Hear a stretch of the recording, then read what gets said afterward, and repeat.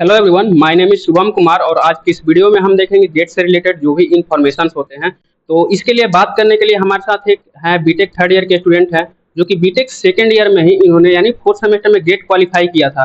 तो गेट से रिलेटेड जो इन्फॉर्मेशंस होते हैं, उसका एग्जाम पैटर्न कैसा होता है, कैसे उसके पेपर्स आते हैं, कितने टाइप के सवाल आते हैं और गेट एग्जाम देने के बाद उसमें कैरियर अपॉर्चुनिटी क्या है, इन सारे पॉइंट्स के ऊपर एक एक करके हम इनसे बात करेंगे, डिस्कस करेंगे। तो आइए इनसे बात करते हैं। हेलो। हेलो, नमस्कार। हाँ जी, सबसे पहले आप अपने आप को इंट्रोड्यूस कर दीजिए। Hey everyone, my name is Kailash Kumar. I am from Vaishali district and currently I am pursuing BTech from Sirsa Engineering College, which is affiliated through BEU. अच्छा, बीईयू से जो कि अफिलिएटेड है। पहले ये एकयू आर्यभट्ट नॉलेज ऑफ यूनिवर्सिटी से affiliated था, जो कि अब चेंज होके बीईयू से हो चुका है। तो सबसे पहले हम इनसे बात करेंगे कि जो गेट होता है वो क्या होता है, गेट एग्जाम क्या होता है, उसके रिलेटेड मतलब उसका एलिजिबिलिटी क्राइटेरिया क्या होता है। सबसे पहले हम इनसे यही पता करते हैं कि गेट एग्जाम क्या है। तो गेट एक एग्जाम है जो कि आईआईटी या फिर आईआईएससी के द्वारा कंडक्ट किया जाता है और इसके जब एग्जाम दे देते हैं, क्वालिफाई कर जाते हैं, तो हमारे पास मल्टीपल कैरियर अपॉर्चुनिटी होता है। उसको हम आगे डिस्कस करेंगे जो क्या क्या अपॉर्चुनिटी होता है। तो ये गेट एक एग्जाम है जो कि हायर डिग्री वगैरह पीयूसी के लिए किया जाता है। हाँ, तो जैसा इन्होंने बताया कि गेट एग्जाम जो होता है वो आईआईटी और आईएससी दोनों मिल के कंडक्ट करवाते हैं। बारी बारी से एक एक इंस्टीट्यूट का नंबर आता है और बारी बारी से वो लोग अपना कंडक्ट करवाते जाते हैं। तो अगर हम 2025 की बात करें तो इस बार आईआईटी रुड़की ने कंडक्ट करवाया था इस एग्जाम को। तो अगर हम इसके बारे में बात करें कि आपने किस तरह से तैयारी अपनी शुरुआत की इस एग्जाम का। तो स्टार्टिंग में तो हमको मालूम नहीं था कि गेट एग्जाम होता क्या है। बस हमको मालूम था जहाँ कॉलेज में आए हैं, सेमेस्टर करेंगे, प्लेसमेंट लेंगे, हमको मालूम नहीं था।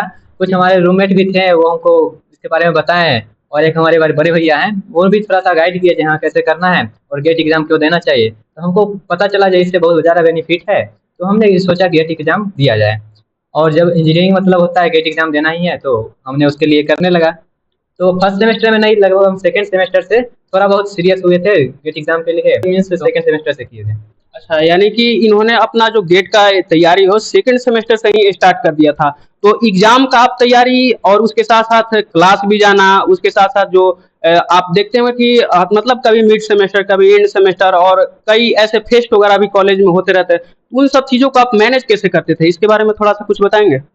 मैनेज जब आपका वाई क्लियर होता है ना, हमको क्यों करना है, तब आप सब कुछ मैनेज कर लेते हैं। जैसे कि जब हम 12th में थे तो सोचे थे आईआईटी कॉलेज जाएंगे, तो उस समय तो कुछ हुआ था जिससे हम नहीं जा पाए, मेरा मार्क्स कम आना या फिर हम सीरियस नहीं थे उसके लिए। तो लेकिन अब जब कॉलेज में आ गए हैं तो हमारे पास एक अपॉर्चुनिटी है जिसके थ्रू हम आईआईटी कॉलेज में जा सकते हैं, अपने सपने को पूरा कर सकते हैं। तो मेरा वाई क्लियर है, जब हमको जाना है आईआईटी डिग्री करना है या फिर कहीं और जाना है, तो वाई क्लियर है मेरा, तो हम सब कुछ मैनेज कर लेते हैं। या तो कभी मैनेज नहीं कर पाते तो दोस्त लोग थोड़ा सा गाइड कर देते हैं या फिर कुछ प्रोफेसर वगैरह भी गाइड कर देते हैं, तो सब कुछ गाइड करते रहते हैं तो हम मैनेज कर पाते हैं। हाँ, तो इन्होंने अपना बताया कि किस तरह से इन्होंने कॉलेज को भी मेंटेन किया और उसके साथ साथ अपना तैयारी भी इन्होंने जारी रखा। तो आप तैयारी किस तरह से किए थे, ऑनलाइन या ऑफलाइन। तो तैयारी तो यहाँ पे जिस कॉलेज में हम हैं वहाँ पे अटेंडेंस तो मैंडेटरी है, तो ऑफलाइन तो पॉसिबल है नहीं, तो हम ऑनलाइन ही किए थे। किसी एक ऑर्गेनाइजेशन का बैच लिए थे तो वहाँ से हम किए थे। मतलब आप ऑनलाइन रेगुलर क्लासेस करना, उसके बाद टेस्ट सीरीज वगैरह करना, ये सब तो काफी मतलब चलता रहता होगा। तो इसके बाद हम बात करेंगे कि जो गेट एग्जाम का जो पैटर्न होता है वो किस तरह का, उसका एग्जाम का पैटर्न और सिलेबस क्या होता है, उसके बारे में थोड़ा सा आप बताएंगे। तो गेट एग्जाम का सिलेबस का बात करें तो हम तो सीएससी हैं, कंप्यूटर साइंस इंजीनियरिंग से है, तो हम उसी का सिलेबस बता पाएंगे। तो सीएससी में टोटल 12 सब्जेक्ट पढ़ने होते हैं। एक तो सबके लिए कॉमन ही होता है, जो जनरल एप्टीट्यूड है वो सबके लिए कॉमन होता है। और फर्स्ट सेमेस्टर से हम कंपेयर करते हैं तो फर्स्ट सेमेस्टर में हमारा सीए लैंग्वेज पढ़ना था।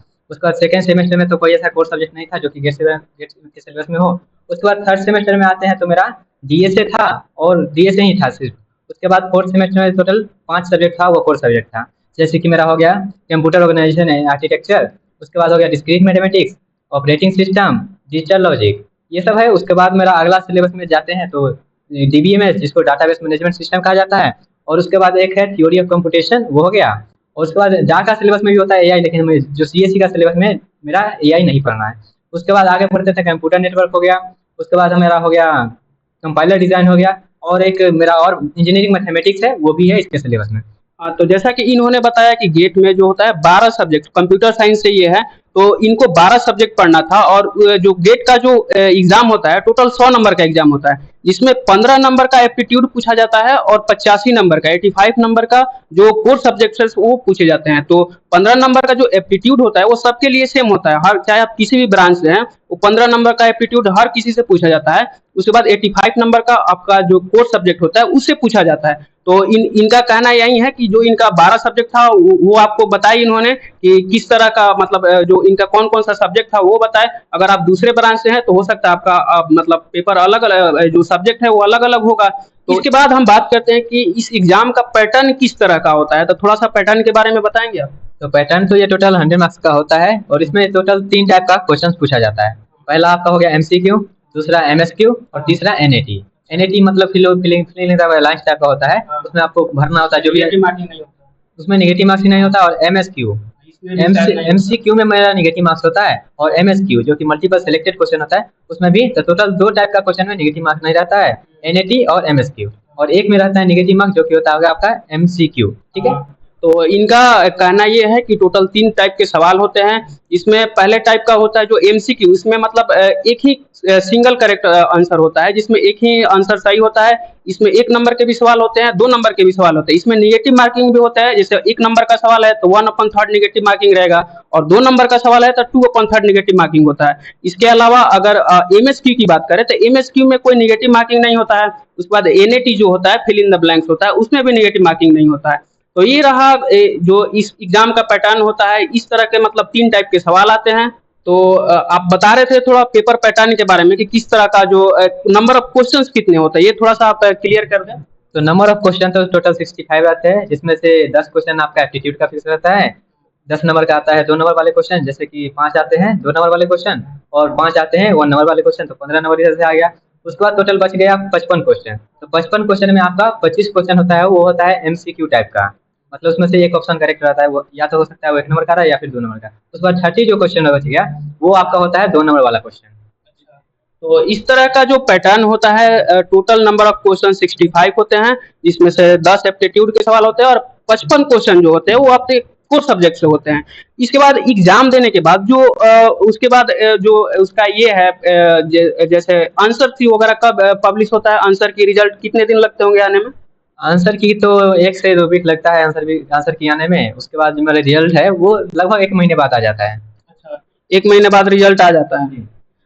इसके बाद अगर हम बात करें कि मतलब बहुत सारे लड़के ऐसे हैं जो मतलब ये पूछना चाहते हैं कि हम गेट का ही एग्जाम क्यों दें, इसके बारे में आप क्या कहना चाहेंगे? तो गेट का एग्जाम तो उससे जैसे हम पहले ही बता दिए, इसमें मल्टीपल आपके पास अपॉर्चुनिटी आ जाता है। जैसे कि आप अगर हायर डिग्री करना चाहते हैं तो हायर डिग्री कर सकते हैं, आप अगर गवर्नमेंट सेक्टर में जाना चाहते हैं तो गवर्नमेंट सेक्टर में जा सकते हैं थ्रू पीएसयू, और उसके बाद आप फॉरेनर में जा सकते हायर डिग्री करना चाहते हैं, फॉरेन घूमना चाहते हैं तो उसके लिए भी होता है। तो जैसा इन्होंने बताया कि गेट एग्जाम देने के बाद बहुत सारे करियर अपॉर्चुनिटी हो जाते हैं। जैसे आप गेट एग्जाम देने के बाद जैसे आप एमटेक कर सकते हैं, एमएस कर सकते हैं, पीएचडी कर सकते हैं और अब्रॉड में भी जाके आप एडमिशन ले सकते हैं, जैसे जर्मनी, स्विट्जरलैंड वगैरह हो गया। तो यहाँ पे आप गेट के स्कोर के थ्रू ये लोग वैलिड करते हैं और आप वहाँ पे जाके डायरेक्ट एडमिशन ले सकते हैं। इसके बदले आपको मुझे ऐसा पता चला है कि एमटेक करने के साथ साथ गवर्नमेंट स्टाइपेंड वगैरह भी देती है। हाँ, गवर्नमेंट स्टाइपेंड देते हैं, लगभग 15,000 एवरेज माना जाए तो सभी जो जितना भी कॉलेज है 15,000 तो दे ही देते हैं एमटेक के थ्रू। अच्छा, हाँ, तो इनका कहना है कि मतलब जो एमटेक वाले स्टूडेंट है जो कर रहे होते हैं एमटेक, उनको स्टाइपेंड के रूप में भी लगभग आई थिंक 15,000 के आसपास स्टाइपेंड मिलता है। उतना ही लगभग एमएस वाले को भी मिल रहा होता है कि 15,000 के आसपास, और पीएचडी वालों को ज्यादा मिल रहा है, 25 से 30,000 के आसपास पीएचडी वालों को मिल रहा होता है। अब हम बात कर रहे थे जैसे गेट के स्कोर के थ्रू एमटेक में भी एडमिशन ले सकते हैं, एमएस में भी ले सकते हैं, पीएचडी में भी ले सकते हैं। जैसे क्या होता है कि बहुत सारे ऐसे आईआईटीज वगैरह है, जैसे आपका जैसे स्कोर है थोड़ा सा कम रह गया, जैसे आप मान लीजिए कि जिस आईआईटी में आप ट्राई कर रहे हैं एमटेक के लिए, उस कॉलेज में अगर आपको एमटेक नहीं मिला तो हो सकता है शायद उस कॉलेज में आपको एमएस भी मिल सकता है। क्योंकि क्या होता है कि एमटेक जो होता है वहाँ पे एमएस के तुलना में थोड़ा सा ये होता है कि एमएस में ज्यादा रिसर्च करना होता है। इसमें आपका जैसे फर्स्ट, सेकंड और थर्ड सेमेस्टर में आपका कोर्स सब्जेक्ट पढ़ना होता है और फोर्थ सेमेस्टर में जो होता है वो आपका मतलब प्रोजेक्ट ऊपर वर्क करना होता है। इसमें क्या होता है, एमएस में होता है कि जैसे फर्स्ट सेमेस्टर में ही केवल आपको अपने कोर्स सब्जेक्ट पढ़ने होते हैं और उसके बाद बाकी जो सेकंड, थर्ड और फोर्थ सेमेस्टर हो जाता है इसमें आपको केवल रिसर्च करना होता है। तो इस कारण से बहुत सारे जो बच्चे स्टूडेंट होते हैं वो एमएस के तुलना में एमएस नहीं करते हैं, वो एमटेक करना ज़्यादा प्रेफर करते हैं, इसलिए एमएस के मतलब थोड़ा सा जो स्कोर होता है वो थोड़ा सा लो जाता है। तो अगर आपका स्कोर वगैरह लो है तो आप एमएस करने का भी अपना प्लान रख सकते हैं। अगर एमएस अगर लो है तो ऐसा नहीं है आईआईटी कॉलेज से ही किया जाए। अगर स्कोर लो है तो आप एनआईटी कॉलेज को भी प्रीफर कर सकते हैं, या फिर अपने अपने स्टेट गवर्नमेंट कॉलेज है उसको भी आप प्रीफर कर सकते हैं। जो आपका मनपसंदा ब्रांच है अगर उसमें है तो आप उसको प्रीफर कर लीजिए। जरूरी नहीं है जो हमारा जो आईआईटी से ही किया जाए। अगर आप ब्रांच को प्रीफर देते हैं तो आप उसको लोअर कॉलेज में भी आ सकते हैं। इनका यही कहना है कि जैसे आपका मतलब मन है कि नहीं हमको एमटेक ही करना है तो आप एनआईटी को भी प्रेफर कर सकते हैं, और भी बहुत सारे यूनिवर्सिटी है जो एमटेक कराते हैं, वो काफ़ी अच्छे अच्छे यूनिवर्सिटी है। लेकिन मेरा कहने का मतलब ये था कि नहीं, आपको लग रहा है कि नहीं कि हमको आईआईटी से ही करना है और रिसर्च फील्ड में ही जाना है, तो आप वहाँ से कर सकते हैं। इसके अलावा अगर हम बात करें पीएसयू की, तो जैसे इन्होंने बताया कि बहुत सारे यहाँ से गेट स्कोर के मतलब बेसिस पे पीएसयू, आपको बहुत सारे पीएसयू मिल जाता है, जैसे डीआरडीओ हो गया, एचएएल हो गया, गेल वेल हो गया, एनटीपीसी हो गया, ये सब जितने गवर्नमेंट सेक्टर जो होते हैं पीएसयू होते हैं, ये सब आपको मिल सकते हैं पीएसयू। हाँ, तो पीएसयू के ऊपर हम लोग बात कर रहे थे, जो कि इतने सारे हम लोग नाम लिए, और इसके अलावा भी 50 से अधिक पीएसयू कंपनियां हैं जो कि गवर्नमेंट के अंदर में आती है। आप थोड़ा सा पीएसयू के बारे में कुछ बताएंगे? पीएससी के बारे में हमको तो जितना मालूम है, 3 टाइप का पीएससी होता है। एक मेरा होता है नवरत्ना करके है, एक महारत्ना और एक मिनी रत्ना करके होता है।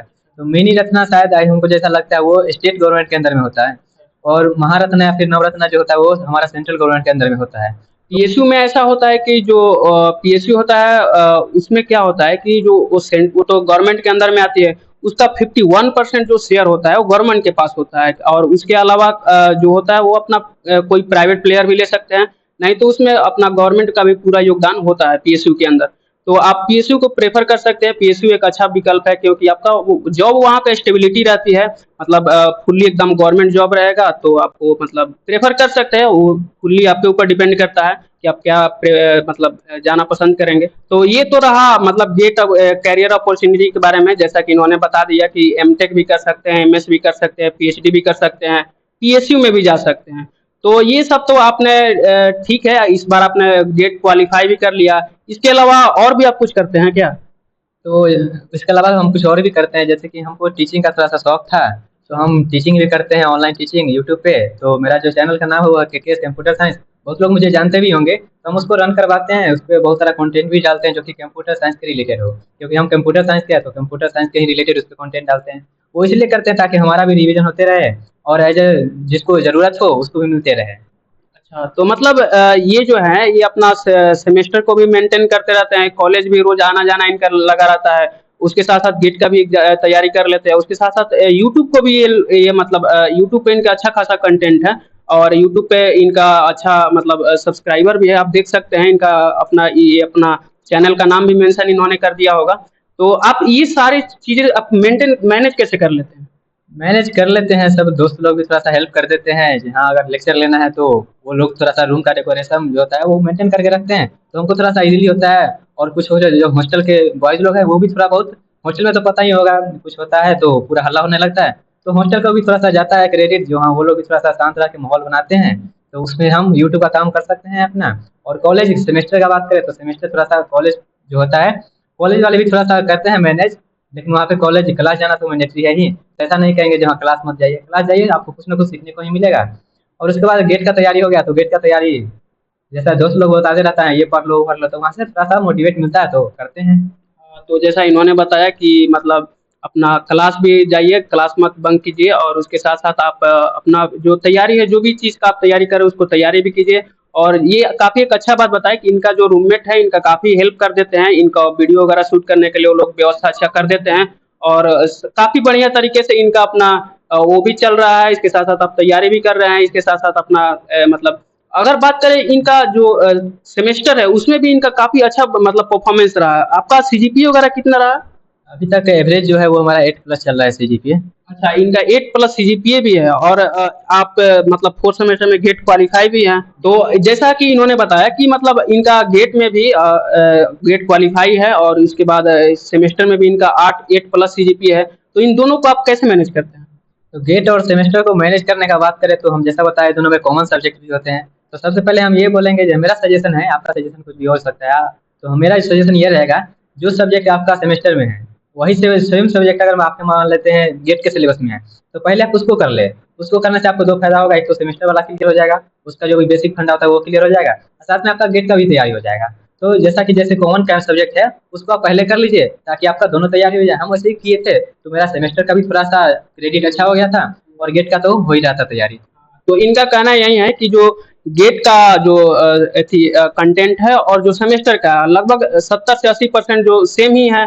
तो आप क्या कीजिए कि मतलब जो जिस सेमेस्टर में पढ़ना है उसके साथ साथ आप उस सब्जेक्ट का गेट के भी अच्छे से अगर तैयारी कर लेते हैं तो इससे आपको ज़्यादा सहूलियत मिलेगी। इसके अलावा अगर हम बात करें कि जैसे गेट के स्कोर के बेस पे डायरेक्ट आपका कोर कंपनी में भी प्लेसमेंट मिल जाता है, इसके बारे में आपको कुछ बताना चाहेंगे? हाँ, गेट के जो भी स्कोर आते हैं उसके बेसिस पे आप कोर कंपनी में जाना चाहते हैं, प्लेसमेंट लेना चाहते हैं, तो उसमें भी आपको हेल्प करेगा। जैसे हमको प्लेसमेंट लेने के लिए 3-4 सब्जेक्ट का ही रिक्वायरमेंट होता है, और अगर कंप्यूटर साइंस से है तो वो 3-4 सब्जेक्ट जो है वो गेट के सिलेबस में है ही। तो आप उसका गेट का तैयारी कर लेते हैं तो आपका एज इंटरव्यू का तैयारी खुद हो गया। आपको बस थोड़ा सा इंग्लिश में कम्युनिकेट करना आना चाहिए, इसमें जो आपको प्लेसमेंट लेना है उसके लिए तो कम्युनिकेशन अच्छा कर लीजिए आप। बाद बाकी जितना भी सब्जेक्ट है एप्टीट्यूड वगैरह भरना ही है, तो आपका जो प्लेसमेंट में है उसमें हेल्प करेगा और अच्छा स्कोर आ गया। आप अगर रिज्यूमे में मेंशन कर लेते हैं अपना स्कोर तो हो सकता है कुछ कंपनी डायरेक्ट आपको हायर कर ले, डायरेक्ट इंटरव्यू के लिए आपको कॉल कर दें। हाँ, तो इनका कहना यही है कि मतलब आप जैसे प्लेसमेंट में के लिए जो कंपनी जो जिस सब्जेक्ट को प्रेफर करते हैं वो सारे गेट में भी जो थ्योरी सब्जेक्ट है उसमें पढ़ने हैं तो वहां से वो हो जाते हैं, डीएसए हो जाते हैं। उसके बाद जो बच जाता है केवल प्रोजेक्ट बच जाता है, यही ना? तो प्रोजेक्ट आप कर सकते हैं, मतलब 2-4 महीना में आप कोई अच्छा सा वेब का या एंड्रॉयड का कोई भी अच्छा सा प्रोजेक्ट कर सकते हैं। और उसके बाद आप क्या कीजिए कि गेट का स्कोर और जो रिज्यूमे होता है उन दोनों को अपने ईमेल में अटैच करके और कंपनी को आप मेल कर सकते हैं और उसके थ्रू डायरेक्ट आपको इंटरव्यू के लिए कॉल आ सकता है।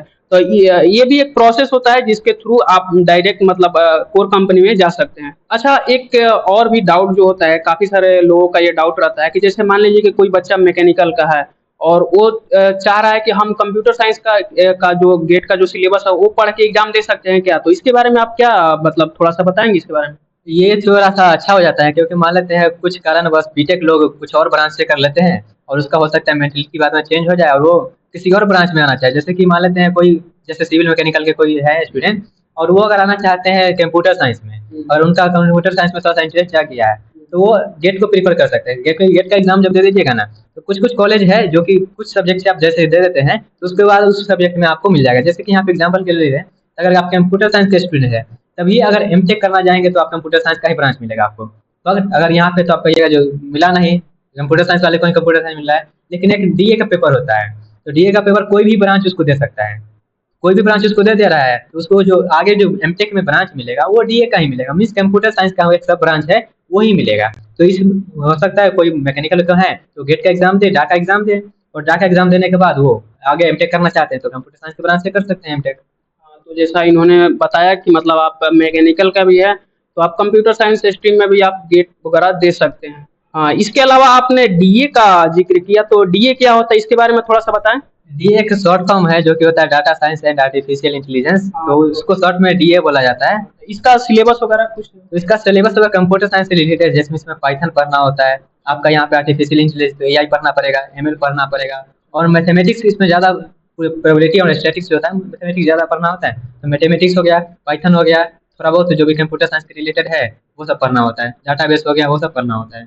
बहुत कम ही सिलेबस है इसका, कंप्यूटर साइंस के रिलेटेड बात करें तो 4-5 ही सब्जेक्ट है इसका।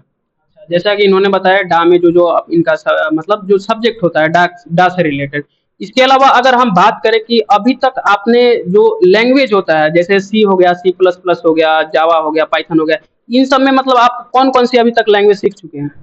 लैंग्वेज तो बात करें तो आपको जैसा सेमेस्टर में होता ही है, तो सी लैंग्वेज हम पहले भी पढ़े हैं, तो सी लैंग्वेज जानते हैं, सी प्लस प्लस किए हैं, और जावा भी थोड़ा बहुत किए थे स्टार्टिंग में, लेकिन हमको लगा अब गेट के भी आना है, गेट का तैयारी करना है तो हमको उसको छोड़ना पड़ा। वैसे आप एक जब सब्जेक्ट एक लैंग्वेज कोई पढ़ लेते हैं तो आपको अगला लैंग्वेज करने में ज़्यादा समय लगेगा नहीं। तो हम सी जानते हैं, सी प्लस प्लस जानते हैं, जावा भी थोड़ा बहुत जानते हैं उसका सिंटैक्स वगैरह, और पाइथन अभी हम कर रहे हैं, पाइथन करते हैं, और डीए से भी जानते ही हैं, और थोड़ा बहुत वेब डेवलपमेंट का भी हम स्टार्टिंग में करे थे तो वेब डेवलपमेंट भी जानते ही हैं थोड़ा बहुत। तो इनका मतलब जो है सेमेस्टर भी काफ़ी अच्छा देख रहे हैं, 8+ सीजीपीए इनका हर सेमेस्टर में है। इसके अलावा एक गेट क्वालिफाई भी कर चुके हैं, और उसके साथ साथ जो जैसे कंपनी होती है प्लेसमेंट के लिए वो लोग जो प्रेफर करते हैं जैसे आपका कोई एक लैंग्वेज रहना चाहिए, उसके अलावा डीएसए होना चाहिए, उसके बाद 4 थ्योरी सब्जेक्ट जो होते हैं वो पूछते हैं, तो वो सब इनका क्लियर ही है। अब इनका क्या रह गया, केवल प्रोजेक्ट रह गया, तो प्रोजेक्ट पे भी ये काम कर रहे हैं, तो साथ साथ इनका गेट भी हो रहा है और साथ साथ इनका प्लेसमेंट भी हो जाएगा। तो अच्छा, जैसा कि इन्होंने बताया कि इन्होंने गेट का भी अच्छा से मतलब तैयारी कर रहे हैं और साथ साथ प्लेसमेंट का भी चल रहा है, सेमेस्टर में अच्छा इनका सीजीपीए बना के रखे हुए हैं। तो इतना सारा ये काम कैसे कर पाते हैं? आप थोड़ा सा घूमने फिरने नहीं जाते? आपके कोई गर्लफ्रेंड वगैरह नहीं है क्या? गर्लफ्रेंड की बात तो अभी नहीं कर सकते कि वो पर्सनल हो जा रहा है। घूमने फिरने की बात करें तो घूमने फिरने हम जाते ही हैं।